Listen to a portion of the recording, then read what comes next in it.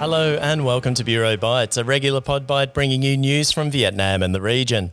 I'm Matt Cowan, the Bureau Chief and your host. Thank you for joining me for this quick bite. Well, when you think of Italy, you think of great food and wine and fabulous tourist destinations like Milan and Venice.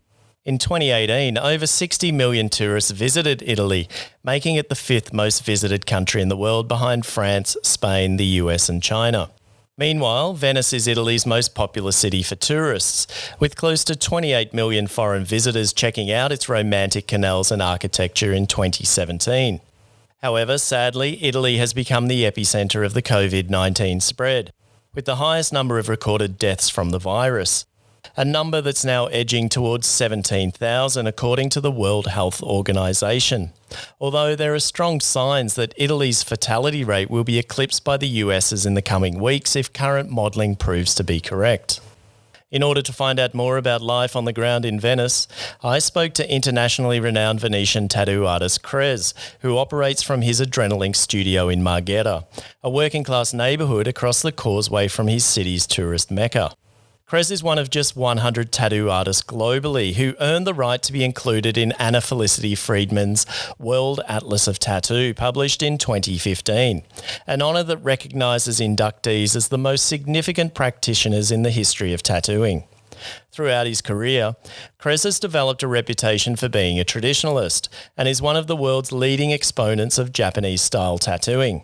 He also has a connection to Vietnam, having visited here on multiple occasions. Here's what he had to say. Crez, thank you for joining Bureau Bites. Oh, thank you, Matt. Thank you. And your Bureau Bites podcast is very nice, by the way. Where in Venice are you in relation to the tourist areas that many people listening would know about? So I'm basically in Marghera, which is the working class area of Venice, so the southern side. And now is the cheap accommodation area, let's say, just because many old houses, etc., have been reinvented as Airbnb. And there's plenty of cheap hotels for those who want to go to Venice in 15 minutes with a bus, but they're going to sleep here in the land rather than in the island. And how has your neighbourhood been affected by COVID-19? So Marghera is the headquarters of the Protezione Civile, the Civil Protection Department.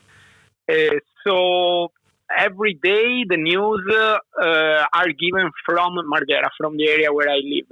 And have been affected a lot by the virus. All shops are locked down. All industries are starting to get locked down. That was a little... the government was a little late to lock down industries, but now, for example, Fincantieri, which is the biggest industry we have here, where they build the cruise ships and stuff, they have been locked down because, of course, there's 1,000 people working there. There's other industries still working, but 99% of the neighbor is shut down. So it has been affected. There is not that many cases. Like there's other area of the Veneto region that are more affected than here, but economically we are affected like everybody else. And Crez, in your opinion, how will this change Italy? I think we will be more poor by the end of it.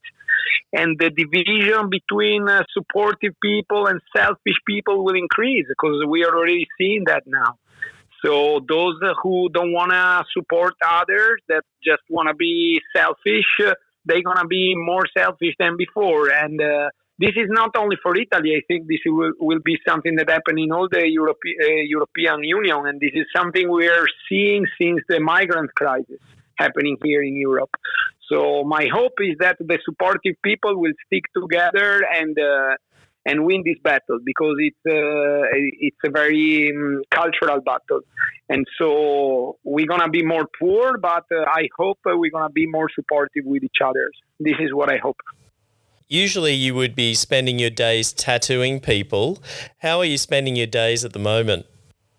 At the moment, so what we do is me and my wife, we are locked down at home. And so we wake up, we do a yoga routine almost every day, so 1 hour yoga. And then when the yoga is finished, we have a little breakfast. And then I started the project called the Crez Face Tattoo Project, where I ask people to send me a picture of their face, and I draw it and then post it on my social media. On the side of that, I'm recording some tattoo tales in a video. I post them on my social media just to make people laugh. I try to be positive, because being negative won't help anyway. And finally, you have a strong affinity with Asia, including with Vietnam. What message do you have for listeners in this part of the world? So this is a message to Asian tourists that comes to Venice, or to every tourist that comes to Venice. Do not come to Venice by cruise ship. It's a rape of the city. Do not come here in a bus for a couple of hours. This is a city that needs to take your time to visit. So change the way you guys are traveling now. And because travel has to be taken more respectful and more sustainable for all of us. Otherwise, it's going to be an invasion, not a visit. So please don't come by cruise ship. Well, that's all for this Bureau Bite. If you liked what you heard, please review the Bureau podcast wherever you get your podcasts. This has been Matt Cowan. Until our next Pod Bite, keep up to date with what's happening in Vietnam and the region by going to thebureauasia.com and visiting Facebook and Instagram at The Bureau Asia.